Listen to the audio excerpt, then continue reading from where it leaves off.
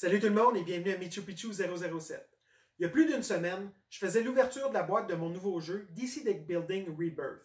Je vous montrais qu'est-ce qu'il y a dans la boîte, puis je vous disais que j'essayerais de faire une vidéo qui vous expliquait comment ça fonctionne. Donc c'est aujourd'hui qu'on fait ça et je vais vous donner mon appréciation du jeu. Personnellement, aujourd'hui, je serais rendu à commencer le 4e scénario. Il y a 8 scénarios au total. La réussite d'un scénario n'est pas obligatoire pour la continuation du jeu, de la campagne, comme on dirait. Je donne un exemple, je suis rendu au 4e scénario, j'ai réussi le premier et le deuxième. Le troisième, je ne l'ai pas réussi. Je l'ai essayé à 2 reprises. J'ai perdu à chaque fois de la même façon sur, si vous voulez, l'échelle des dangers. J'ai perdu au 5e niveau à ma 3e tentative, qui est la dernière tentative que je peux faire rendu là. J'ai perdu, c'est pas grave, comme dans tout bon comic book, le héros ne gagne malheureusement pas toujours. Des fois, il subit des défaites, il s'en ressort juste plus fort après. Donc, je vais continuer avec le 4e scénario. Dans la première vidéo, je vous disais qu'on doit garder des événements dans les scénarios suivants. C'est donc un jeu de type Legacy. Dans l'univers des jeux de table, maintenant, le terme Legacy veut dire qu'il y a une continuité. Exemple, au cours d'un des scénarios, je crois le deuxième, un des super vilains a fait du dommage à l'asile d'Arkham ici. Donc, je crois que c'est dans le 2e scénario. Dans le 3e, les dommages étaient encore là. D'autres dommages sont arrivés sur les laboratoires Star. Et maintenant, au 4e scénario, les 2 endroits ont encore leurs dommages. Par contre, les laboratoires Stars ne feront pas partie du scénario numéro 4. L'asile d'Arkham y est par contre. Comment ça fonctionne pour jouer?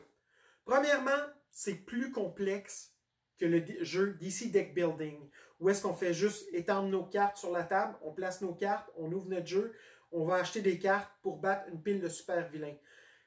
C'est simple, c'est pas facile nécessairement, mais c'est simple. Ici, c'est plus complexe. Il y a un aspect, comme je disais, de continuité, il y a un aspect de mouvement qu'on n'a pas dans DC Deck Building. Et il y a la façon de bâtir son jeu qui est complètement différente aussi, dans le sens que j'ai des cartes de jeu, j'ai des cartes de super vilains, je vais toutes mélanger ensemble et maintenant, je ne mets plus les vilains et les super vilains dans mes cartes que je vais jouer. Donc, on part avec notre pile de cartes, on va se faire 5 paquets. 4 paquets de 17 cartes et un paquet de 16 cartes. Le dernier paquet, je vais venir et je vais ajouter, selon le scénario, les super vilains. Je vais mélanger, je les mets de côté. 4e paquet, selon le scénario toujours, je regarde le nombre de super vilains à mettre dedans. Je les mets, je mélange, j'ajoute et ainsi de suite. Habituellement, je suis rendu au 4e scénario, les 16 premières cartes n'ont jamais eu de super vilains dedans. Donc, ça c'est notre paquet de cartes. Ensuite, le scénario, on a une carte qui nous dit un petit peu l'histoire du scénario, nous explique aussi comment bâtir notre surface de jeu. Donc, au départ, on a ici les localisations en français. On va nous dire quelle carte utiliser et de quel côté la mettre. On va me dire comment bâtir ma charte, si vous voulez, des dangers. On va me dire d'ajouter des pièces, de cacher certaines parties de la charte. Et ensuite, le main deck, comment le bâtir. Exemple, pour le scénario 4, je mettais 2 super méchants dans le 2e, 3e, 4e paquet et le 5e, j'en mettais juste un. Ça, j'ai tout fait ça, bien entendu, auparavant. Ensuite, quand je sais quelle station je dois avoir sur mon jeu, je les prends, je les mélange et je les mets en partant du haut, la station numéro 1, de façon numérique, si vous voulez, sur une horloge. Clockwise, comme on dit en anglais. Alors, je place mes 5 localisations. Je regarde si c'était A ou B, bien entendu. Si c'est B, je vais aller ajouter les cartes spéciales. Donc, pour l'asile d'Arkham, c'est les cartes poussées, lancées, toss. Je les mets à côté. Ensuite, ici, j'ai des cartes supplémentaires. Ça, c'est des cartes de soumission, si vous voulez. C'est apparu au scénario numéro 2. Je les laisse sur la table. Au scénario numéro 2, on donne 3 soumissions. Pour le moment, j'en ai réussi une. J'ai réussi à battre 2 méchants dans une seule main. J'ai presque atteint les 2 super méchants dans une seule main. Il me manquait 4 points de pouvoir. Donc, la carte de crypto est encore sur la table. Je n'ai pas pu la prendre. Ensuite, donc mes cartes sont placées. J'ai regardé ce qu'il y a autour de moi. Je vais aller rajouter 5 cartes qui sont sur le dessus entre les stations. Donc, entre la 1 et la 2, je vais mettre une carte. 2, 3, 3, 4 ici. Ça, c'est mon deck à moi. 4, 5, oups, du bon côté. Et 5 et 1. Donc, les cartes sont placées. Je serai maintenant prête à commencer. J'ai besoin de mon deck de départ, 10 cartes. Encore ici, le deck évolue. Je donne un exemple. Dans le jeu, il y a des cartes signatures. Chaque personnage, chaque super-héros qu'on peut prendre a 3 cartes signatures. Moi, au hasard, j'ai pris Aquaman. Donc, la première carte signature, c'est celle-ci, me permet, quand je joue, d'aller chercher la dernière carte en dessous et la deuxième carte signature que j'ai aussi dans mon kit de départ, dans mon deck de départ, c'est Mera, qui vaut 1 point d'attaque et si ma décharge est vide, elle en vaut 2. Donc, ça, pour les ajouter, il a fallu que je retire 2 punch. Donc, j'ai toujours un deck de départ de 10. Mais mon deck est nécessairement un petit peu plus fort qu'au départ. Donc, mes 10 cartes sont mélangées. Je prendrai les 5 premières et je commence à jouer. Je regarde les cartes que j'ai dans les mains. Ici, j'ai 3 punch, une course qui me permet de bouger de 2 endroits et un coup de main qui me donne 1 point de pouvoir et qui me permet de me déplacer une fois. C'est une carte assistance, donc je pourrais la mettre sur mon personnage et la jouer la prochaine main. Je joue en solo. Si je joue en équipe, si je joue avec un autre joueur, je pourrais lui porter assistance à son tour et lui permettre d'utiliser ma carte. Donc, au fur et à mesure qu'on joue, les cartes vont sortir, le jeu va ouvrir, il y a des méchants qui vont apparaître, qui vont essayer de me mettre des bâtons dans les roues, et il y a aussi les super méchants, les super vilains qui vont apparaître et qui vont faire augmenter, si vous voulez, le niveau de dangerosité dans la ville. Plus qu'on avance, plus qu'il y a d'impact négatif pour moi. Je donne un exemple. Quand je commence dans ce scénario-ci, je dois augmenter le niveau à chaque fois que qu'un super vilain apparaît, mais aussi dès qu'une carte de non-vilain, autrement dit, une carte d'équipement, une carte de super pouvoir, apparaît et que sa valeur d'achat est de 6 et plus, je dois nécessairement la détruire et la remplacer. Je tombe au niveau 2. Dès que j'ajoute des cartes dans le jeu et qu'il n'y a pas de super vilain sur la surface, je dois ajouter 2 cartes. Ça peut paraître un plus, parce qu'il y a plus d'équipements, plus de bonnes cartes qui peuvent sortir, mais il y a aussi plus de méchants qui peuvent sortir, ce qui peut vraiment aggraver la situation d'une façon incroyable. Là, en ce moment, je donne juste une petite information. Il n'y a aucun méchant qui a apparu lors de l'ouverture du jeu, ce qui est bon, ce qui va me donner un peu de chance d'acheter des cartes. Il m'est arrivé un scénario où est-ce que j'ai commencé à jouer. J'ai eu un méchant dans la première main et les 4 cartes suivantes étaient d'autres méchants, toutes de valeur 7 et plus. Il a fallu que j'abandonne la partie. En dedans de 5 coups, j'étais incapable d'avancer. J'étais toujours obligé de jeter les cartes que j'avais dans les mains, donc il n'y avait aucune possibilité que je puisse gagner la partie. J'ai juste abandonné. C'est la beauté d'un jeu de deck building, c'est la beauté de devoir mélanger les cartes et aller un peu au hasard. C'est certain que les super vilains sont placés à des endroits stratégiques dans le jeu pour qu'on ait une chance de gagner, mais il y a une chance aussi qu'on se fasse ramasser de façon incroyable. Et même, si on a un excellent deck, si vous voulez, même si on a acheté des excellentes cartes, il y a possibilité qu'on se fasse ramasser encore une fois. Hier, j'ai perdu ma deuxième tentative du 3e scénario. J'avais le deck le plus puissant que j'avais jamais eu jusqu'à date. J'ai eu des mains de 19, de 24. Les 3 dernières mains que j'ai jouées contre le super vilain, où est-ce qu'il fallait que je batte le 5e dernier super vilain, pardon, ce qui m'aurait fait gagner la partie, je n'avais que des cartes merdiques qui sortaient. Je devais avoir un noyau de cartes dans mon deck plus faible. Ils étaient tous ensemble et malheureusement, ils sont sortis quand je m'attaquais au dernier super vilain, ce qui m'a fait perdre le scénario. C'est la vie. Je joue en solo. Jouer en équipe, jouer avec d'autres joueurs change la donne probablement. De la façon que moi je joue, je suis obligé de prendre un allié. L'allié ne va servir qu'à bloquer les ennemis.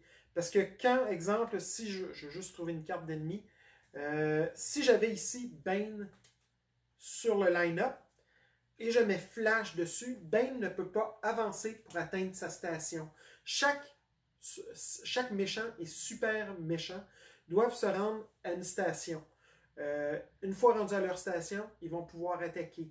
Par contre, si un héros est avec le super vilain ou le vilain, ils vont nécessairement attaquer. Une fois qu'un héros est sur le vilain ne peut plus avancer. Donc, il est pris au piège, ce qui me permet de ralentir la dangerosité du jeu.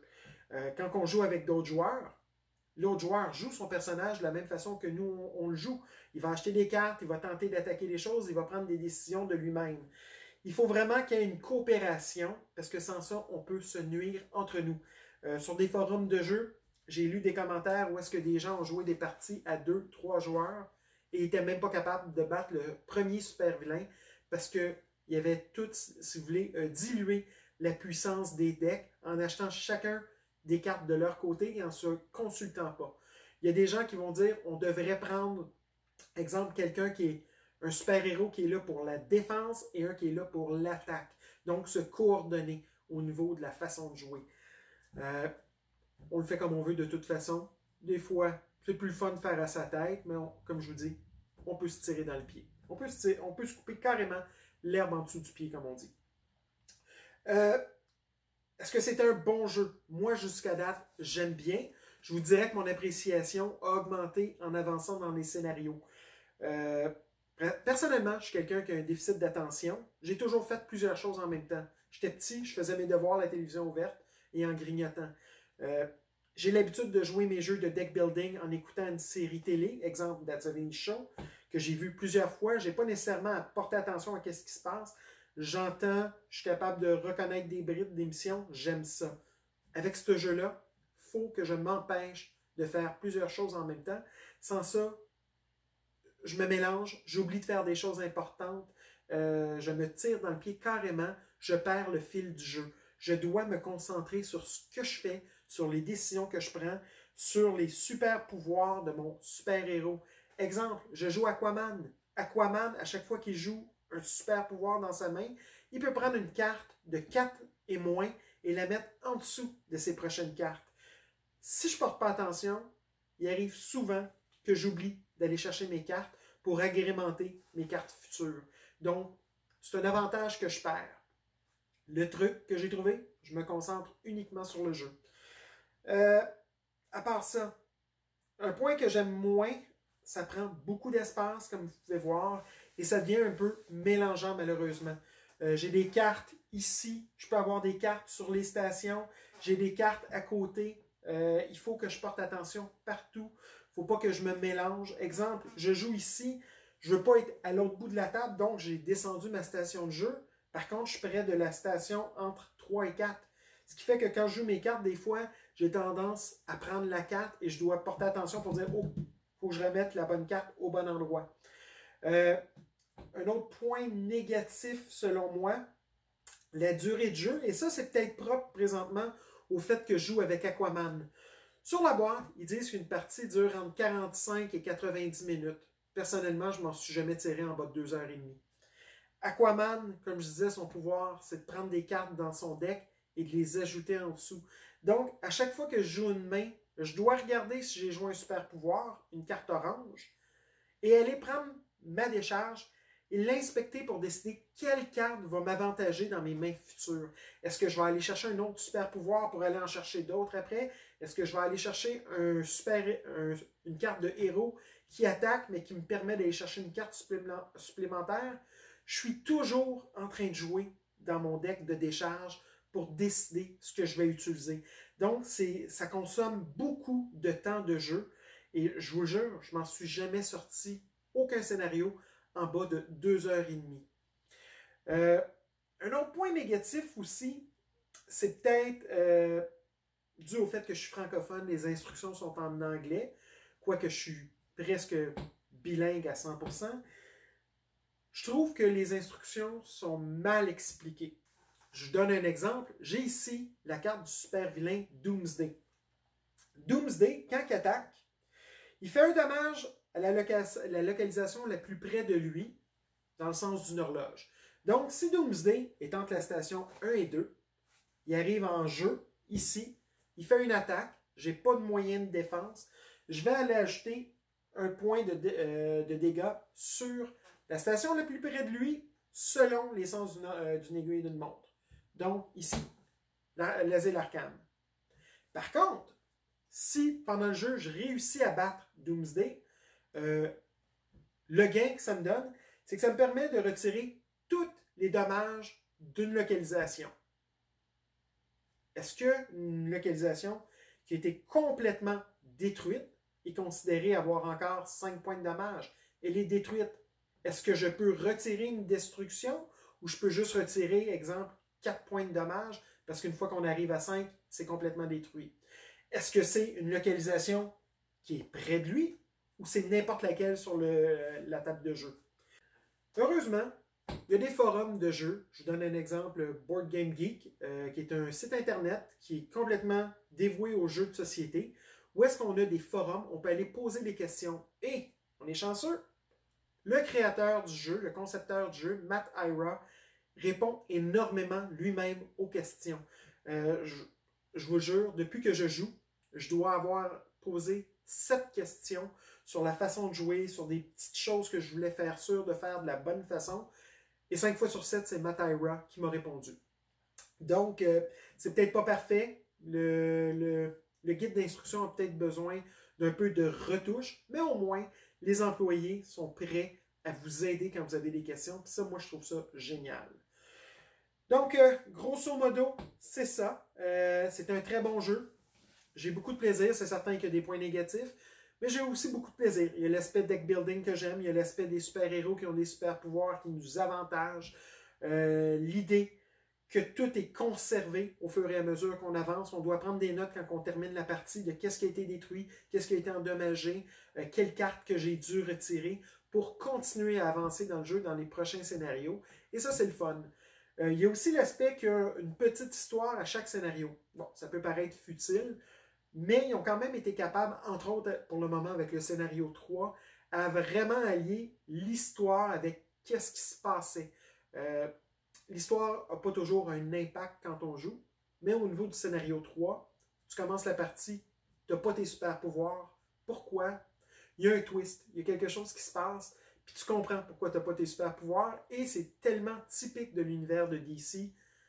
Ils ont vraiment été capables de recréer à ce niveau-là, avec le scénario, vraiment la saveur de l'univers de DC ici. Fait que ça, c'est un beau plus. Donc, grosso modo, c'est ça un peu le jeu DC Deck Building. C'est un très bon jeu. Je lui donne un 8 sur 10 personnellement. Avec DC Deck Building, je donnais un 8.5 sur 10. Celui-ci, 8. J'aime encore mieux DC Deck Building. Par contre, il n'est pas dit que au fur et à mesure que je vais continuer à jouer, que je vais avancer et que je vais même essayer le jeu avec des amis, il n'y a rien qui dit que mon appréciation du jeu n'augmentera pas encore. À titre d'exemple, après le premier scénario, je donnais à ce jeu-là une note de 6.5 sur 10. Je suis rendu à 8 sur 10. Il y a encore de la place à amélioration. Et peut-être que ça va arriver. J'espère que vous avez apprécié mon film. J'espère que ça vous a donné le goût d'en connaître un peu plus sur ce jeu-là, qui est DC Deck Building Rebirth. Si vous avez des questions, gênez pas, posez-moi-les, je vais essayer d'y répondre. Laissez-moi vos commentaires et surtout, n'oubliez pas de vous abonner à mon site MichuPichu007. Il y a déjà plein de bons films en ligne et il y en a plein d'autres qui s'en viennent dans un futur rapproché. Merci et à la prochaine.